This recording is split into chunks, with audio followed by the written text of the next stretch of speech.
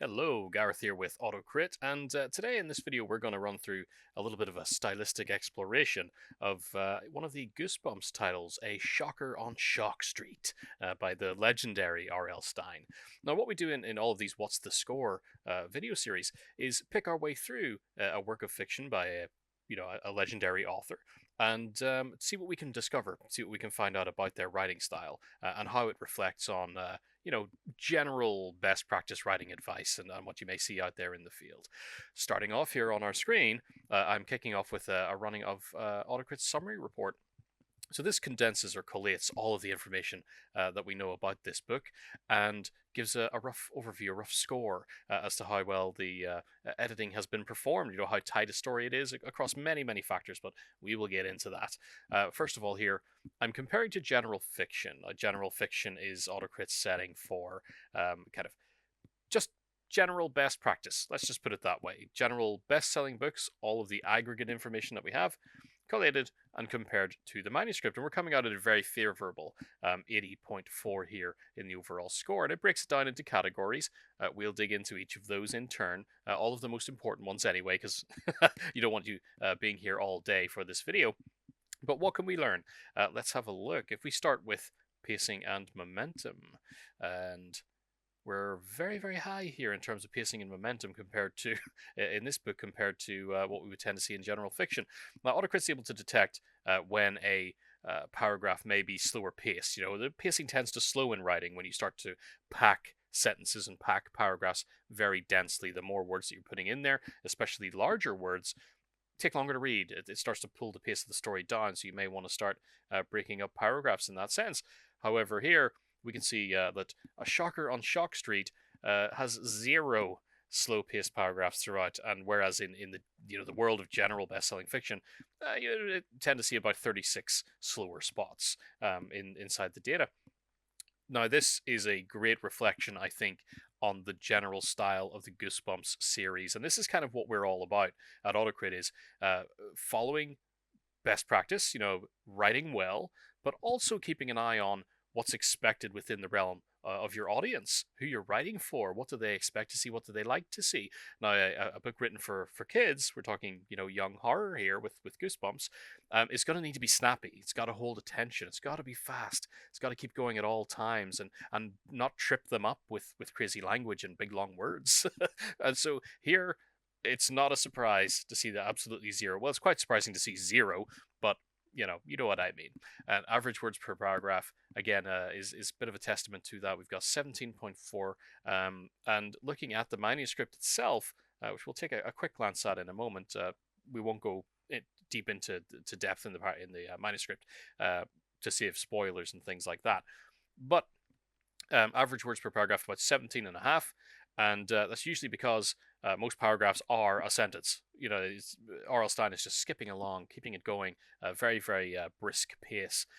Most general fiction average words per paragraph will tend to see about 31 and a half or so. And AutoCrit gives us a nice breakdown. So if this were your own manuscript, you can see where you're actually having very long paragraphs. Same for sentences. Here we have the average sentence we would tend to see generally is about roughly 11 words. However, R.L. Stein in this book is hitting about 6.7, so roughly around 7 words. Very, very snappy sentences by and large, and none above 30 words. No complicated sentences whatsoever in this book. And if I skip over here to our report, we can actually see the slow-paced paragraphs here, 0%.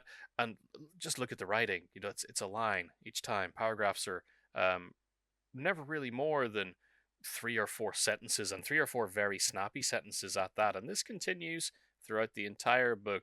These days it would likely be considered a novella. It's about 21,000 words. But again, it's Goosebumps. They're small books for kids. They're gonna read it quick and be very easy to digest. So yeah, the writing is incredibly snappy, and that's one thing to keep in mind. Again, when it comes to your audience, and we will compare what we expect between audiences as we go a little further.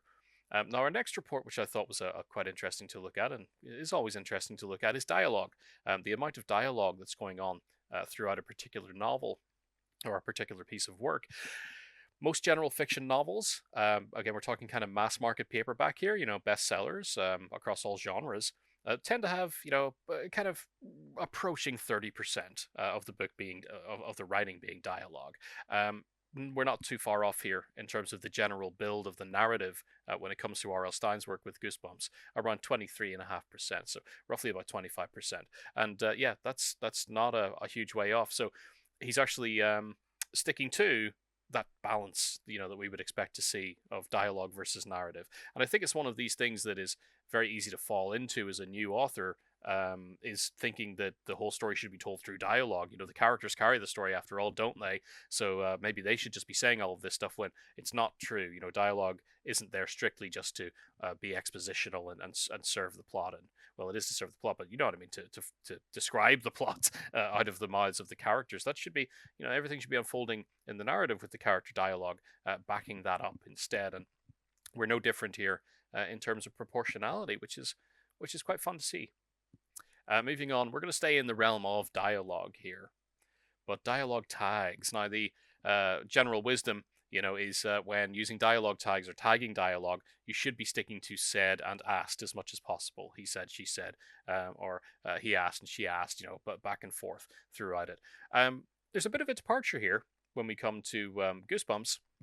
You can see here on my screen, said and asked in a general kind of, again, a work of fiction that's hitting the shelves as a bestseller, we would tend to see about 128 uses of said or asked showing up in the manuscript. If we're going to use any alternatives, they would tend to be far fewer. Again, that's just common wisdom, best practice. When it comes to Goosebumps, in particular this book, A Shocker on Shock Street, we're quite a bit away from that. It's very, very different here. We have 60 said and asked and 282 alternatives, which is rather strange. That's very different. And the overall total, we're using a lot more tags here. And you'll notice if we scroll down here, we can see all the tags that are actually being used. Look at these alternatives. And the one that's being used the most is certainly cried, followed up by said. So that's good. We have a lot of cried. And we can, click on that and jump through our manuscript and check. And, this isn't designed to be a critique session or anything of this book, because obviously Goosebumps, I don't need to tell anybody about the popularity and success of Goosebumps, but more just an exploration of the technique being used here. And we have a lot of cried happening. The characters very quickly are kind of crying out together.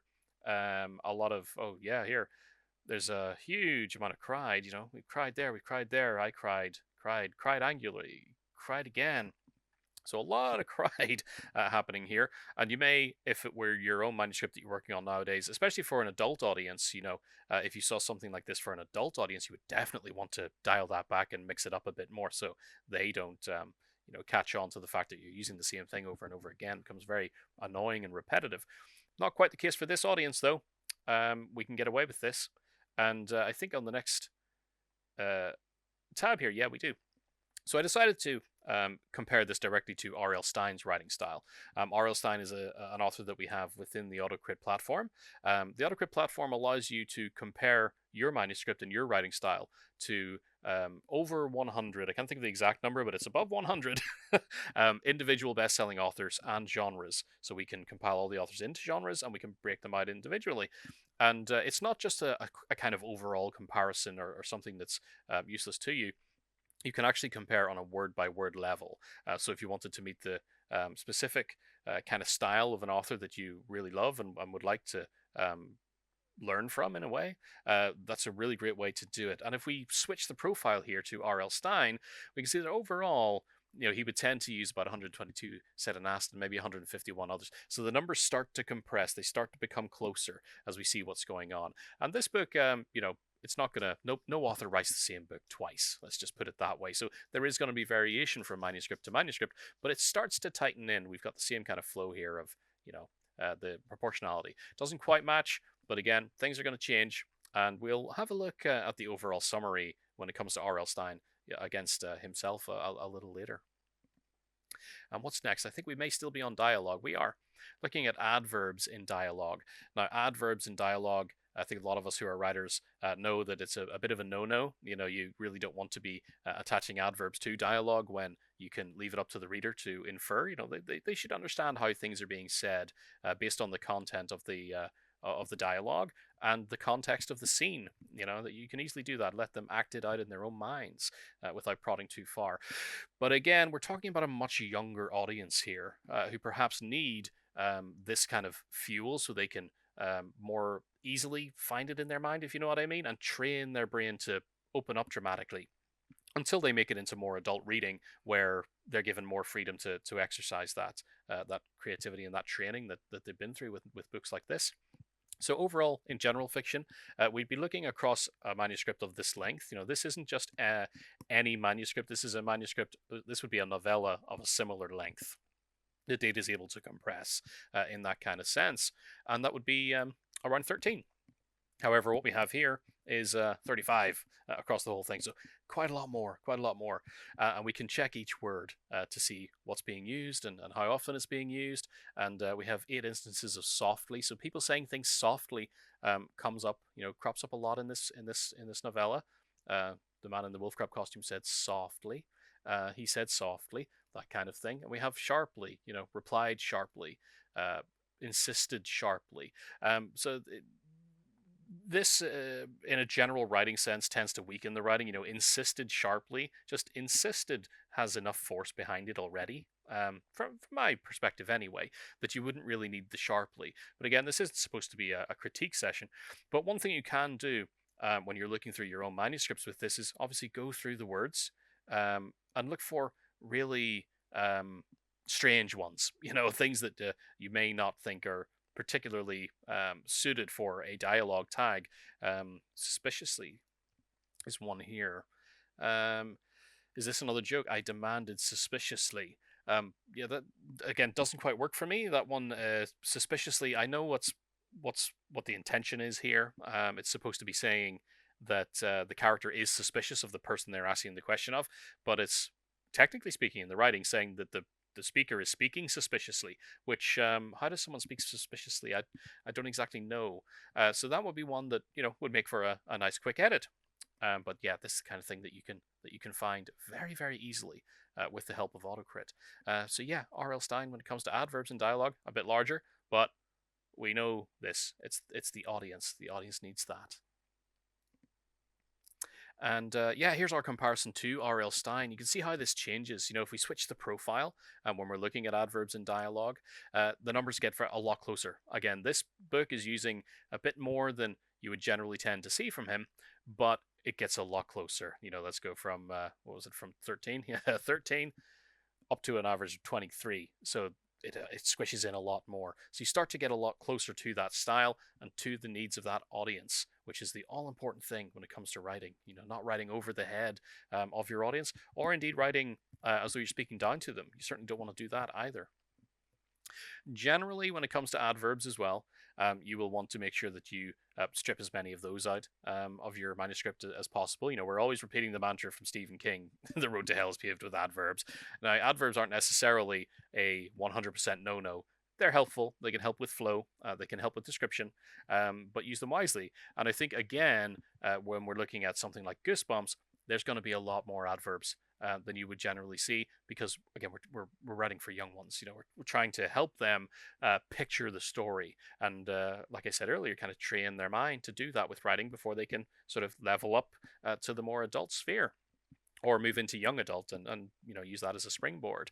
But that said, when we're looking at general fiction, we would tend to see around 225, and here we have 245. That's not a million miles away. That's not hugely different. Nice little adverb there. But we can break it down word by word. And this is one of the great things with AutoCrit, as a platform, is you can focus on the total, if you like. We've got our total count up here, but you can also drill down to the word level, word by word analysis of the manuscript. And the word by word also compares to the profile that you're comparing to, and we're looking on that individual word level to see how much you would tend to use elsewhere, compared to what you're looking at. Here, what stands out is really, while our total here for this book, for a shocker on Shock Street, may be very, very close, we're using a whole lot more of really than we would tend to see in any other writing. Now, really is an interesting word. It's used as emphasis for an adverb, emphasizes verbs. But it tends to be a really wishy-washy Notice I just used it there as well in speech. It tends to be a very wishy-washy word in writing. You could say something was really big when you could just use the word gigantic. Why use the word for emphasis? I think what's the old advice? Why use two words when one word will do, kind of thing. Why do that? However, really can help with adding a kind of familiar sense to the writing, kind of a comfort sense, and make it all feel very casual.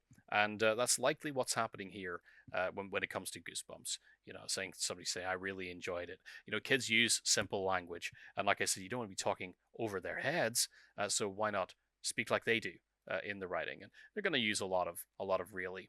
Notice in dialogue as well, really tends to be okay in dialogue because people use it a lot when we speak, so it sounds and feels natural, if you get what I mean there. So again, interesting overview of adverbs there. It's not a million miles away. Like I said, there's a lot of words here with minor numbers of removals. Gets rid of most of them. For example, shrilly wouldn't be a word you would use at all. Generally, it's a bit of an awkward word, if you ask me. But of course, it shows up here just to say something was shrill. Filler words is always a fun one. Filler words is key to really tight writing that just flows quickly, and of course you would expect that from Goosebumps, a book in that series, and R.L. Stine. Looking at the data here, that kind of bears out. We have 379 filler words that would be expected in a final work of general fiction, and here we're coming in at 294, so a good way below. But once more, we want to drill down to the word level, and then and really are our two biggest, quote-unquote offenders in this particular manuscript, with a good amount of removal. That's most of the reallys is really creeping up again, because like I said, it's a fluff word. And then is another one. With filler words, these are words that can generally just be excised from a sentence, and the sentence will read fine. You can parse it just fine, but you may want to keep them in for rhythm, and meter in the writing. Sometimes they've got to be there for that. But otherwise, if you can just read it and it all makes sense, then you want to get rid of them. And then is our biggest one here, so we can actually highlight them all and go through the manuscript and read the sentences and figure out, do we just want to get rid of it? Now, I think in this one, again, going back to the audience, we're looking at a lot of then being used to connect the events. Then this happened, then I did this, then that. It's helping the younger audience to, again, connect the imagery, connect the flow of the action in their own minds as they're kind of painting it in the mind's eye. So they'll need a lot of thens to put it in the right order internally and cognitively. And then as they get older and read more complicated books, they can level that up and get less and less of it. They're able to string together sentences that are more fragmented, if you know what I mean, in that regard. What's next? Showing versus telling. This is a very interesting one. Showing versus telling. A lot of this, I like to use this to track down filtering in my novels and short stories. Now, the indicators for showing versus telling is picking up individual words, and a lot of these words are sensory. You'll notice here felt, heard, hear, I could hear, saw, see. So we're talking the senses, and a few others that you can look at too. We've got one down the bottom here, smells. And general fiction, yeah, we'll tend to see about 402 indicators. This one has more, 448. Again, I'm feeling like it's going to be a case of writing for the audience. When it comes to an adult audience, you want the writing to feel as immediate as possible, and as connected as possible to the reader. When I talk about the concept of filtering, what that means in writing is filtering the experience through your character's mind too much, which is to say, I heard, we've got here, for example, I heard crunching sounds on both sides of us. What that does is say, I heard, not you as the reader heard. I heard. So you're not experiencing it directly as the reader, you're experiencing it through my filter. And the writing can become more immediate if you remove little instances like that. The grey light ahead of us slowly grew brighter. Crunching sounds emanated from both sides of us. Or crunching sounds began at both sides of us. That kind of thing. So you just paint the immediacy of the action and the sound and the experience without putting the I heard or Tony heard or Sarah saw. just jump right into the detail.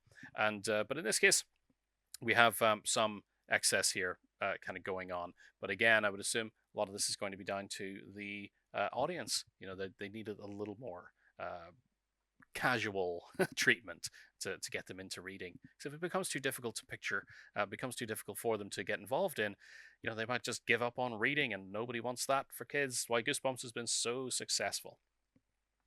Moving on to the next one. Initial pronouns and names. So we're scouring the entire manuscript here, checking every sentence to see how it begins. And if it begins with a character pronoun or a character name, in general fiction, we would tend to see about 34% of sentences beginning that way. Here we have 40.5. So generally, I think across the board, if we separate by genres, it's rather unusual to see any going above 45%. So if you were checking that in your own manuscripts and you're kind of edging closer towards 50, you might want to think about mixing it up a little. And like I said, this is just starting sentences with, you know, here it's difficult in first person because you have you know, I did this, I heard that, I did this, I heard that. It can be hard to mix that up and not really notice that you're not mixing it up when you're writing a first person story. This is why this report is so useful if you do write first person a lot, because you can just jump right in, run it, check how much you're doing it, and dial it back if necessary. You know, you can use fragmented sentences, and again, much of the thing that I mentioned a minute ago about filtering, if you're having trouble with first person narratives, is think about filtering. Instead of saying I saw this or whatever, jump right into the detail instead. Start the sentence with the detail. Don't use the filter. Don't say I, and you can cut down on your pronouns and make it all a bit more interesting, you know, a bit more verve to it, more like poetry, a bit more music to it. That's what I want to say. Now here, I've moved across to our Power Words report, and this is looking at the evocative language, you know, kind of keywords that connect to certain emotions that are used throughout, and you can use this to check the overall effect of your manuscript as a whole, or perhaps even just individual chapters. You know, if you've written a chapter that you expect to be terrifying and you run a language scan of this kind and find that most of the language that's being used there is generating a feeling of, let's say, love or romance, you probably haven't used the right language, you know, to convey the feeling that you're trying to convey. So this can be super useful, and it'll highlight all the words for you. You can look through a quick rundown here, but if I bring this over to our summary report, you can see it on a nice little bar chart there that kind of picks out the major ones that you're going for throughout the story. And of course, while this is horror for kids, it's still horror. It's still trying to freak them out. You know, when you were a youngster, Goosebumps probably freaked you out a lot. I remember for me, it was Say Cheese and Die and The Haunted Mask particularly freaked me out. But yeah, here we're 134 markers for fears, really pushing the fear up further. But of course, there's encouragement. Because you need a little of that. There's always going to be encouragement markers showing up in any dramatic narrative because the story's pushing forward. You know, we're always searching for a goal and the characters are not giving up. They're always moving forward. So there's got to be an encouraging base underneath it all. And that will show up in the language as well. But certainly a lot of fear going on. And if we run our readability tests on this, this is an interesting one as well. I always like to look at flesh reading ease. What's the score there? You know, what's happening? Flesh reading ease, generally speaking, across the board, most mass market novels are going to come in around the 80 mark, 80. Sorry for my accent there, but 80. And with flesh reading ease, the higher the score, the more readable the piece tends to be. And that doesn't mean it's dumbed down or anything. It just means that the language is fairly simple, it's easy to parse, not too complicated, and people can read through it well. When it comes to Goosebumps here, we're at a 93. That's super, super high, very high readability. And it's, you know, it's not a surprise to see why. We have very short sentences, very simple language. It's not, you know, there are no run-ons. There aren't sentences here that have 3 to 4 commas in them, and you know, em dashes everywhere, and things that are going to have to stop and start you in the middle of a sentence. It's not happening because you know, kids aren't going to hang on for that kind of thing. It has to be very, very clear. And going by the paragraphs that, you know, the pacing that we looked at in the beginning, that's definitely going some way towards helping this because it's just pop, pop, pop, pop, pop, pop, pop with information all the way through. It's like a slippery slide that you're just starting and sliding all the way to the end of the book. So 93 is a very high score. That is definitely for youngsters. And but if you're writing your own stuff, try to keep it around 80. I think the average that we see is 82 across the mass market. And finally, I did mention that we would check the summary score as a little comparison to R.L. Stine's profile himself. Now, if I check the beginning again, where did we start? 80.4 is how close we came. Now, 100 would be an exact match, and you generally wouldn't even get to 100 because, like I said, no author writes the same book twice. 100's not a goal that you're trying to get to. It's just a general barometer as you make your edits. Are you getting a little higher? Yeah. And then you find the point that you want to stop at as an author and say, I'm happy with the book now. It's as tidy as I want to make it. Then you finish. 80 is always a good starting point for me. I would recommend keeping 80 in mind and then deciding on your own from that point on. But that said, if we combine switch over to R.L. Stine's profile, we take a nice big jump here, 84.5. Now, this score that we're seeing right now is a comparison. So it's kind of taking the data that we know from R.L. Stine's work and combining that with AutoCrit's kind of best practice overviews, in terms of showing versus telling, in terms of dialogue tags, etc., etc. But depending on who you're comparing to, you can also dial down just right to the profile, the raw profile, without any additional AutoCrit sort of poking his finger in and saying other things. And if we do that for R.L. Stine in this book, we jump all the way to a 92. I think the only thing that stands out here as kind of pulling the score down a little for that connection is dialogue, which actually lines up if you remember when we looked at dialogue a few minutes ago, the dialogue tags weren't exactly in, there's a bit more in this book than we would tend to see for R.L. Stine. So that's why that's kind of gone down a little, but still a massive jump of right up to 92. And there is so much more than we've gone over in this video. Like I said, I won't keep you all day, but I hope there's been a couple of nice, interesting insights here into R.L. Stine's writing style, and certainly writing for the younger lot and how he might do it.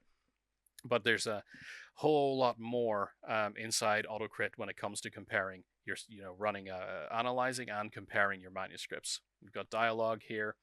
There's stuff like the adverbs, showing versus telling, filler words. You can check for passive voice. You can check your consistency with tense and POV, see where things are redundant. Redundant information is in there, and all sorts. Check your other sentence starters. Check where your description is being generic. Like I mentioned, really big. Will help you find things like that as well, so you can fix it up. Repetition, because nobody likes reading the same thing over and over again, kind of like I mentioned with cried earlier, or we would help you find that. And you can also check just nifty little things like your word frequency and your readability. So there's tons and tons and tons that you can get into with AutoCrit. And that is our exploration of a shocker on Shock Street.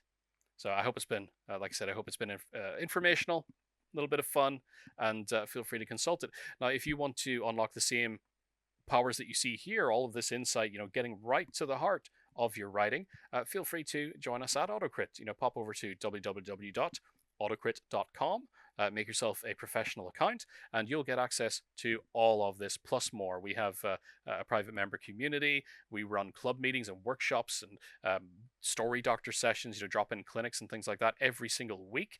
So there's always help by your side if you need it, no matter whether it's the technical side of writing like this or just the overall storytelling, plot-wise, character-wise, not knowing what to do with the scene, having trouble with your ending, things like that. You can drop in and talk to the team and talk to your fellow members.